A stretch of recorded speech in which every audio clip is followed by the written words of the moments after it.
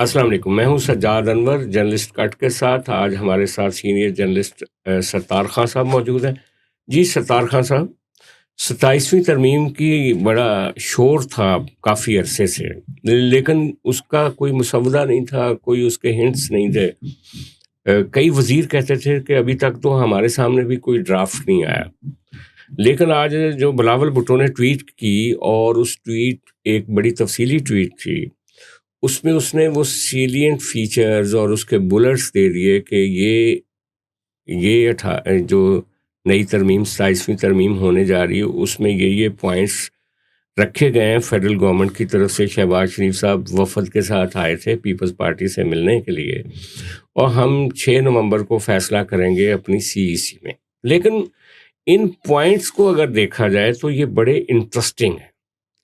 ان میں ایک تو سیدھا جو خود پیپلز پارٹی کے لیے بھی ایک مسئلہ ہوگا، وہ ہے جناب یہ جو NFC ایوارڈ ہے۔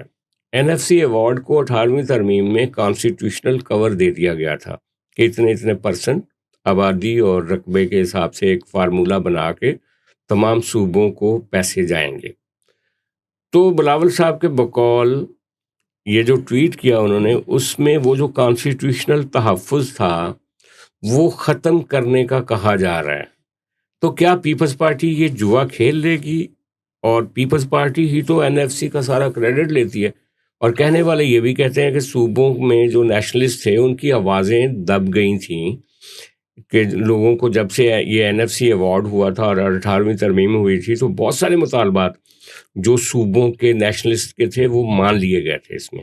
تو اب جب ریورس ہوگا تو اس کا پیپلز پارٹی کی سیاست پہ کتنا اثر پڑے گا، نون لیگ کی سیاست پہ کتنا اثر پڑے گا، صوبوں میں دوبارہ ایک نئی بے چینی جنم نہیں لے گی؟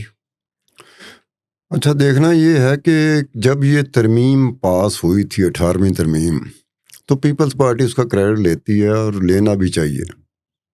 سیاسی طور پہ اب تک کتنا فائدہ ہوا، آپ سے سوال ہے، پیپل پارٹی کو اس ترمیم کی وجہ سے سیاسی طور پر عوامی سطح پہ کتنا فائدہ ہوا تھا؟ دیکھیں، ایک تو سیاسی سطح پہ یہ ہے کہ پیپلز پارٹی کا یہ کلیم تھا کہ 73 کا آئین بھی ہم نے بنایا، اور اس میں جو ڈکٹیٹرز نے مختلف ترامیم کی ان کو صاف کر کے 18ویں ترمیم پرو فیڈریشن، ایک پروونشل اٹانومی ہم نے بنائی ہے۔ یہ ان کا ایک صاحب، یہ ہم لوگ جو میڈیا والے ہوتے ہیں نا، کئی دفعہ ہم لوگ ضرور تعریف کرتے ہیں کہ یار یہ دیکھا جائے تو یہ اچھی ترامیم ہے، لیکن عوامی سطح پر جہاں عوامی مقبولیت بنتی ہے نا، وہاں پر کوئی بھی ایسی چیز ہوتی ہے جس کو ہم میڈیا کے لوگ یا ایسے لوگ جن کو ہم سینسیبل کہتے ہیں وہ تعریف کرتے ہیں، عوامی سطح پر وہ ٹرکل ڈاؤن نہیں کرتے، ٹرکل ڈاؤن نہیں ہوتا، سیاسی اس کا امپیکٹ اس طرح سے نہیں ہوتا۔ حالانکہ ہماری نظر میں یہ ہوتا ہے کہ یار یہ لوگوں کے لیے ہی بڑے عرصے بعد کوئی کام ہوا ہے، لیکن سمجھ نہیں آتی کہ لوگوں کی طرف سے جو رسپانس آنا چاہیے مثبت انداز میں وہ آتا نہیں ہے۔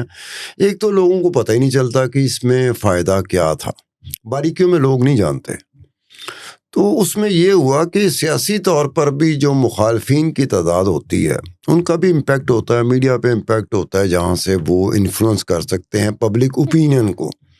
تو 18ویں ترمیم کے بعد یہ دیکھنے میں آیا کہ سیاسی سطح پہ بھی کئی ایسے تھے جہاں سے اس کی مخالفت ہوتی تھی۔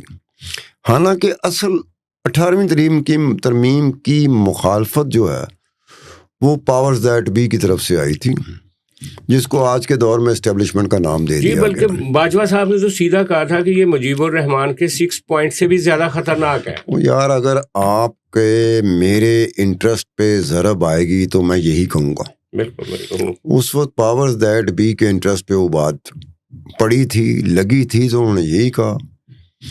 اب دیکھنے والی بات یہ ہے کہ سیاسی جماعتوں کو یا سیاسی حکومتوں کو بہرحال کہیں نہ کہیں جا کے نقصان اپنا سٹیک پہ رکھتے ہوئے کہ نقصان ہو سکتا ہے، لیکن ایک کام ایسا کر جائیں گے جو تاریخ یاد رکھے گی۔ تاریخی حوالے سے پیپلز پارٹی کو یاد رکھا جائے گا کہ 18ویں ترمیم کی تھی، عوامی سطح پہ ان کو پذیرائی ملی نہ ملی یہ ایک سیپریٹ الگ بات ہے، لیکن تاریخ میں ضرور لکھا جائے گا کہ یہ ایک ایسا قدم تھا جو سیاسی اور جمہوری معاشرے میں بہت ضروری ہوتا ہے۔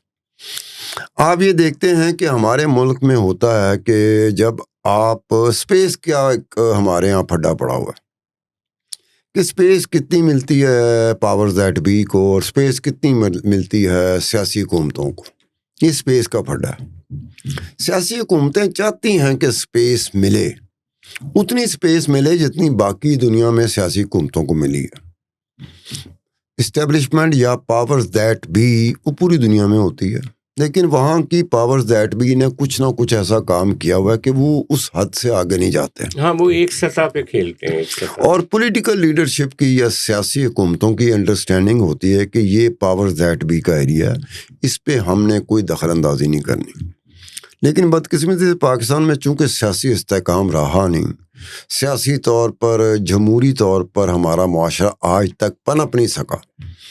ہم جمہوریت کو اس طرح سے پسند نہیں کرتے جس طرح دنیا پسند کرتی ہے. دنیا میں جمہوریت کو کیسے پسند کیا جاتا ہے کہ جس جماعت کو ہم پسند کرتے ہیں وہ آئے نہ آئے لیکن جمہوریت ہونی چاہیے. ہمارے ہاں ٹرینڈ ہے کہ جمہوریت ہو نہ ہو ساڈی مرضی دی جماعت آ جائے, ساڈی جماعت آ جائے. اگر اس جمہوریت کے چکر میں ہماری جماعت آ گئی تو جمہوریت ہے, اگر ہماری پسند کی جماعت نہیں آ سکی تو یہ کوئی جمہوریت ہے. اب یہ ایک ہمارے یہاں معاشرے میں مستحکم بنیادوں پر یہ ایک چیز اسٹیبلش ہو چکی ہے. اس لیے ڈیموکریسی کے ساتھ ہمارا اس طرح کا عوامی سطح پہ رابطہ نہیں رہتا جس طرح کا دنیا کا رہتا ہے. جیسے انڈیا میں ہے, نریندر مودی کتنا پاپولر تھا, کتنا پاپولر ہے, کتنا پاپولر رہے گا, لیکن جمہوریت بہرحال وہاں بہت مضبوط ہے. یہ بات ہمیں ماننی پڑے گی, ہماری نسبت جمہوریت وہاں بہت مستحکم ہے.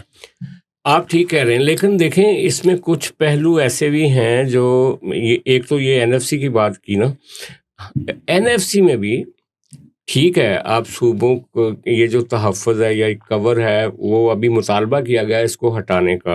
پیپلز پارٹی یا دوسری جماعتیں بارگین کریں گی کہ کتنے % پہ کتنا حصہ ان کو چاہیے, کتنا ہمیں چاہیے, کہیں نہ کہیں تو ایک بارگین ہوگا. لیکن ایک سوال یہ ہے کہ جو صوبوں کے اندر مرکز گریز قوتیں ہوتی ہیں, جو خاص طور پہ بلوچستان میں اور KP میں اور سندھ میں, جو فیڈریشن یا اسٹیبلشمنٹ یا پاور دیٹ بی کی پاور کو چیلنج کرتی رہتی ہیں کہ یہ ہمارا حصہ کہا گیا, وہ کافی عرصے سے خاموش تھے 18ویں ترمیم کے بعد. اب اگر یہ معاملہ دوبارہ سے اس کی سیٹنگ کو توڑ کے ایک نئی سیٹنگ بنائی جاتی ہے, تو آپ کیا سمجھتے ہیں کہ نہروں کی طرح, جیسے نہروں کے معاملے میں سندھ پورا سڑکوں پہ نکل آیا تھا, اس طرح کی کوئی آپ ریئیکشن دیکھ رہے ہیں بلوچستان میں, سندھ میں, KP میں اس حوالے سے؟ دیکھیں, جب 18ویں ترمیم ہوئی تھی ایک ذرا غلطیاں ہمیں ماننی چاہیے. غلطیاں اس سیاسی طور پہ جو صوبائی حکومتیں تھیں, چاہے وہ سندھ کی ہو یا پنجاب کی ہو, ایک ہوتا ہے کہ بجٹ پریپریشن, بجٹ کیسے تیار کیا جاتا ہے, یا لوکل باڈیز کے الیکشن ہوتے ہیں, اسی طرح سے یہ NFC وغیرہ کی تقسیم جو ہوتی ہے, اس میں بہرحال ایک ڈسٹرسٹ یا مسٹرسٹ وہ ایک دوسرے کے ساتھ رہا. 18ویں ترمیم کے بعد بھی بار بار, یہ میں ڈاکومنٹیشن کی بات کرتا ہوں, اس میں یہ بات آئی کہ پنجاب حکومت اسی 18ویں ترمیم کو کیسے کر لے رہی ہے اور کیسے امپلیمنٹ کر رہی ہے, اور سندھ حکومت اسی 18ویں ترمیم کو کیسے لے رہی ہے اور کیسے امپلیمنٹ کر رہی ہے, کیونکہ وہاں تو سندھ میں پیپل پارٹی کی حکومت, پنجاب میں نون لیگ کی حکومت. تو یہ یہاں پر آ کے ہم جیسے بندوں کا ہوتا تھا کہ یار آپ نے ایک اچھا کام کر لیا ہے, آگے اس کو اپنے اپنے صوبے کی سطح پہ اس جگہ پہ لے کے جاؤ جہاں آپ کے درمیان کوئی تضاد نہ پڑے. اب تضاد اس طرح کا پڑتا تھا کہ پیسے جو جانے ہیں, جو تقسیم ہونے ہیں, جو پہنچنے ہیں, اس میں سب سے امپورٹنٹ ہوتا تھا پیسے پہنچتے کب ہیں.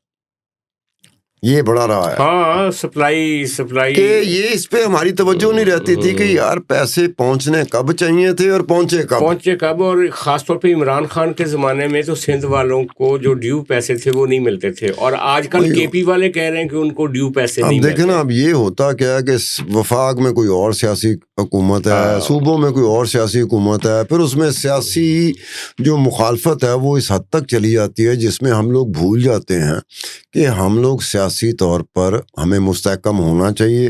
اگر ہم سیاسی طور پہ مستحکم ہوں گے تو نون لیگ بھی مستحکم ہوگی, پیپل پارٹی بھی ہوگی اور PTI بھی ہوگی. لیکن اگر ہم لوگ اجتماعی طور پہ سیاسی طور پہ مستحکم نہیں ہوتے تو پھر یہ جو مار کٹائی ہے سجاد انور صاحب جس کو آپ نے ہوا دی ہوئی ہے اور آپ بھی چاہتے ہیں کہ مار کٹائی اتنی چلے کہ اس کے ساتھ میرا پوڈ کاسٹ بھی چلے، میں بھی چلوں، میرا ویلاگ بھی چلے.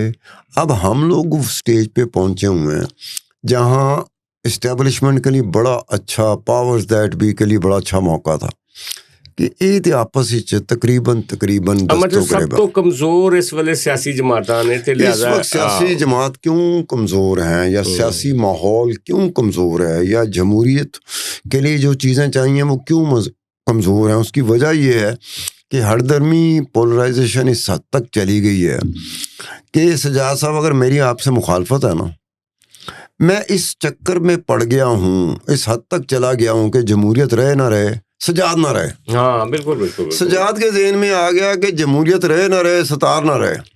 اچھا، لیکن ہم آگے بڑھتے ہیں خان صاحب، اس میں دو ایسی چیزیں اور بھی ہیں اس ترمیم میں جو کہ ایک ایجیٹیشن کو ہوا دے سکتی ہیں. پہلی بات آئینی عدالتوں کا قیام، یعنی کہ وکیلوں نے اور ججوں نے پہلے جو آئینی بینچ بنے ان کو تو ہضم نہیں کیا ابھی تک، اور جو سپریم کورٹ کی فارمیشن ہے اس وقت اس کے اوپر فل کورٹ کا فیصلہ، فل کورٹ کے لیے بے شمار 4 5 6 ججوں نے لکھ کر کہا ہے کہ فل کورٹ بلایا جائے، لیکن فل کورٹ نہیں بلایا گیا. 26ویں ترمیم کے اوپر بڑی کنٹروورسیز ہیں ابھی تک.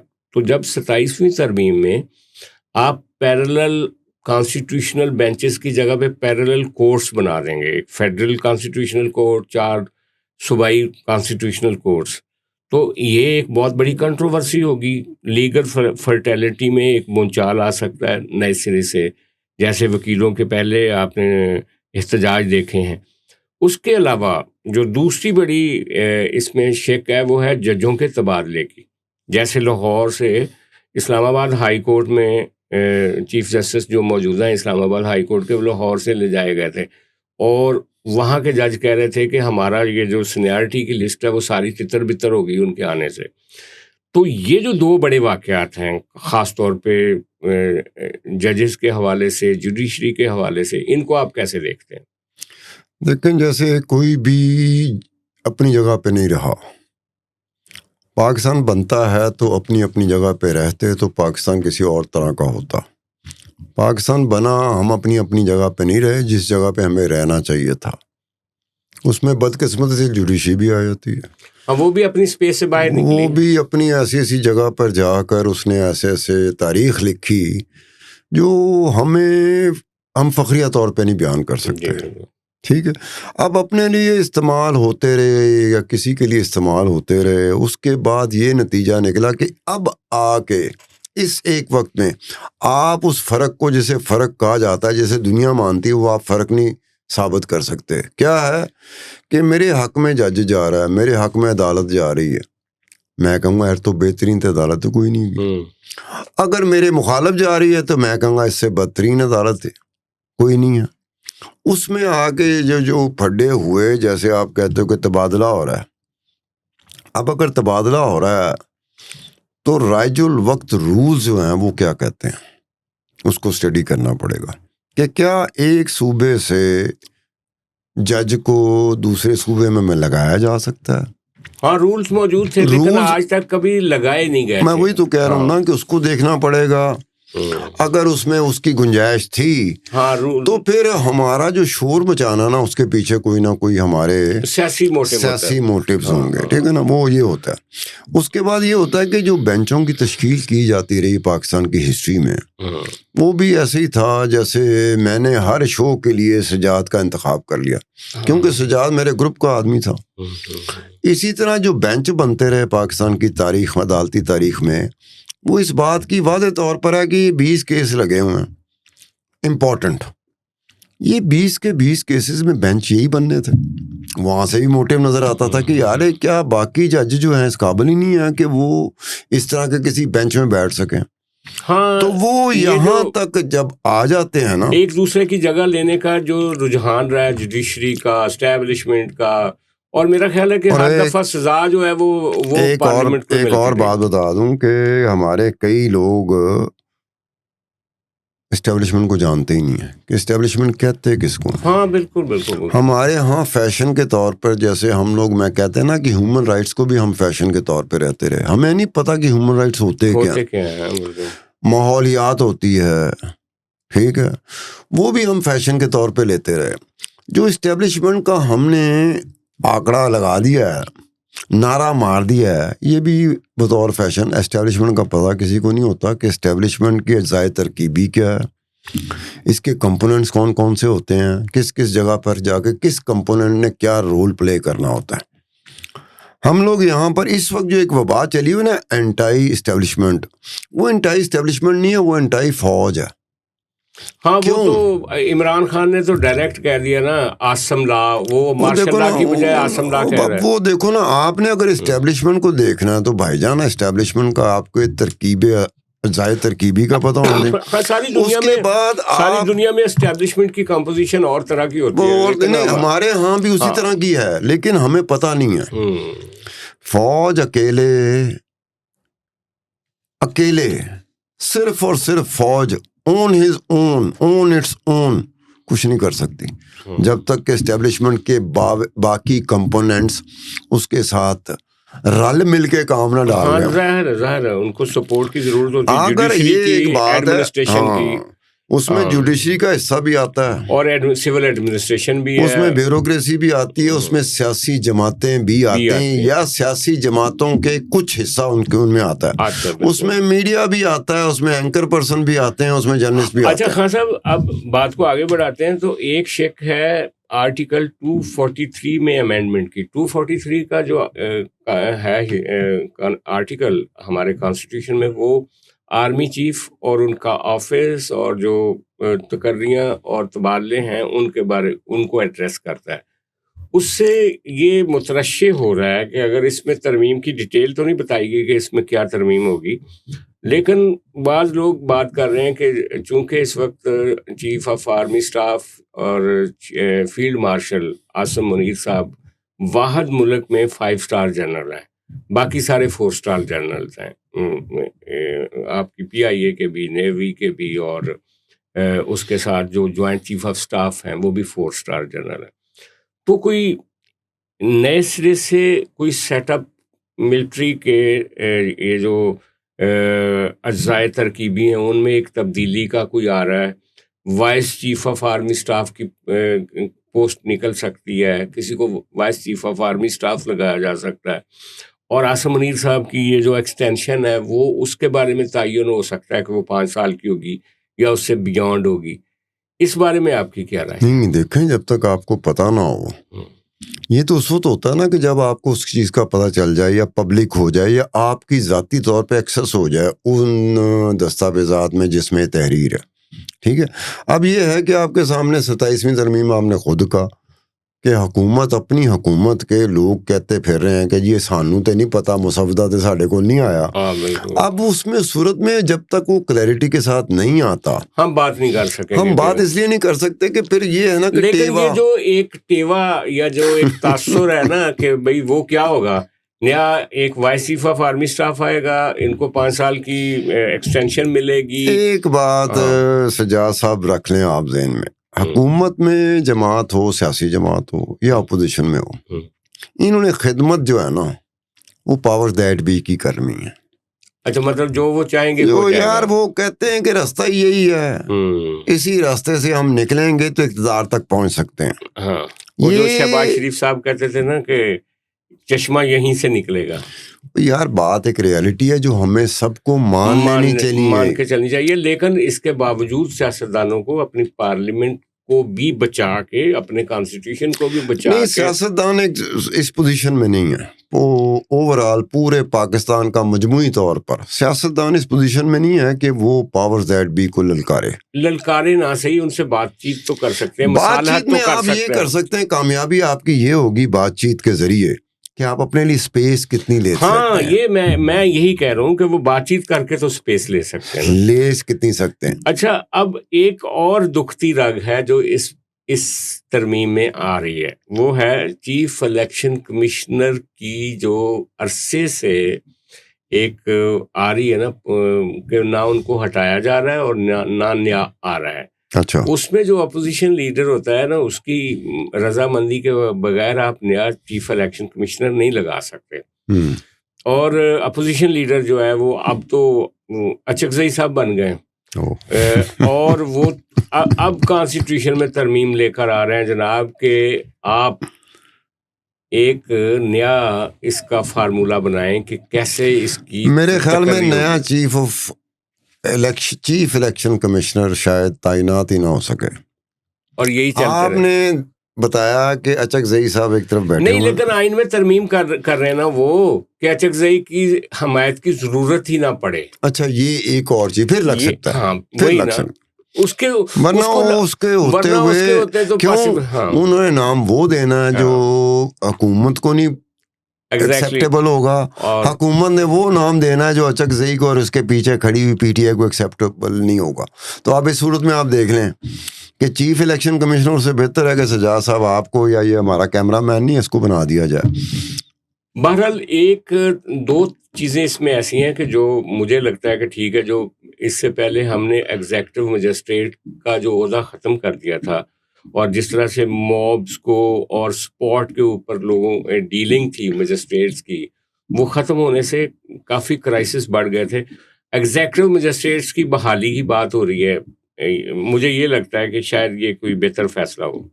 میں یہ تو نہیں کہہ سکتا, لیکن ایک چیز ہے کہ چھوٹی سی مثال لے لیں. آپ کے ہاں انریسٹ آتی ہے پولیٹیکل سیاسی طور پر.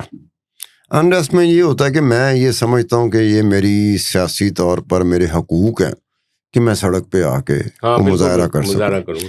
اب موب کنٹرول کرنا ایک بالکل مختلف سائنس ہے. ہاں بالکل. یہ جو پولیس موب کنٹرول کرتی ہے یہ سائنس نہیں ہے. ہاں یہ کوئی پولیٹیکل طریقہ ہے ہی نہیں نا. ٹھیک ہے, آپ کو وہ دیکھنا پڑے گا کہ یار یہ موب کنٹرول کرنے کی سائنس کیا ہوتی ہے, دنیا میں کیسے ڈیل کیا جاتا ہے موب کو. کیونکہ وہ سیاسی حقوق کے لیے سڑک پہ آیا ہوتا ہے, اس نے نعرے بازی کرنی ہے, پلے کارڈ پکڑنے ہیں. ہاں جہاں پر ہم بھی کہتے ہیں کہ ایک حد تک جائے اس سے آگے نہیں. اب تو حقوق نئے حقوق مانگے جا رہے ہیں نا. انسانی حقوق کی جگہ پہ آپ کہتے ہیں جی کہ جی دیکھیں نا مذہبی آپ بندوقیں لے کر آ جاتے ہیں مین روڈ کے اوپر اور نئے مطالبے شروع کر دیتے ہیں. ادھر غزہ میں صلح ہو رہی تھی اور یہاں پہ ٹی ایل پی جو تھی وہ غزہ کے اوپر. ایک بات ہے, ٹائمنگ کی بات ہم کرتے ہیں کہ غزہ میں تو معاملات کچھ اور چل پڑے تھے. تو یہاں کیا ہو رہا تھا, یہاں کیا ہو رہا تھا, یہ ٹائمنگ پہ جانا چاہیے. بندہ کو سوچنا چاہیے کہ یہ کیا ہو رہا تھا. اس موب کو ڈیل کرنے کے لیے اگر ایگزیکٹو مجسٹریٹس ہوں گے تو آپ کا خیال ہے کہ بہتر ڈیلنگ ہو جائے گی. مجھے نہیں پتا وہ ایگزیکٹو مجسٹریٹ کیا اس سائنس کو جانتا ہوگا, کیونکہ پہلے والے تو جانتے تھے. نہیں, اس میں ہمیشہ سے دیکھنے میں جو جرنلزم میں ہمارا تجربہ رہا, ہم بھی یہ دیکھتے تھے. مثال کے طور پر ایک آپ نے اس چیز کو, میں سائڈ سٹوریز پہ بڑا جاتا تھا. میں دیکھ رہا ہوں کہ پولیس والا لاٹھی چارج کر رہا ہے مظاہرے پہ. وہ پولیس والے سے جا کے میں پوچھتا تھا تو کب سے یہاں پہ کھڑا, تیری ڈیوٹی کب سے ہو؟ وہ کہنا 18 گھنٹے سے میں کھڑا ہوں. اب وہ 18 گھنٹے سے کھڑا ہے. میں کہا کھانا چھانا مل گیا نہیں ملا, ہر 2 سوٹ پانی چھانی دائیں بائیں تو پھڑ کے. اب وہ 18 گھنٹے سے اپنی ڈیوٹی پہ کھڑا ہے, کیسے مینٹین کرے گا؟ اب جب اس کو پیچھے سے آواز آئے گی لاٹھی چارج کر دو تو اپنا غصہ سارے کا سارا مظاہرین پہ نکالے گا. اس کی طرف کوئی نہیں گیا کہ وہ 18 گھنٹے سے کھڑا تھا. اب دیکھو نا, اس کو سائنس کہتے ہیں کہ آپ نے کیسے ڈیل کرنا ہے. مجھے پتا ہے کہ سجاد کوئی غیر قانونی کام نہیں کر رہے, سجاد اپنی آواز اٹھا رہا ہے. میں نے سجاد کو کیسے ڈیل کرنا ہے؟ اب وہ سجاد کو بھی ایسے ہی ڈیل کریں گے جیسے کسی گھر دے وچ کوئی ڈکیتی ہوندی تے ڈکیت نو پھڑنا. یہ 2 ڈفرنٹ چیزیں ہیں. ایگزیکٹلی. ستار خان صاحب بہت شکریہ, آپ نے اس یہ جو 27ویں ترمیم کا ایک خاکہ ہے اس پہ ایک شاندار تجزیہ دیا. آپ سے دوبارہ ملاقات ہوگی. بہت مہربانی.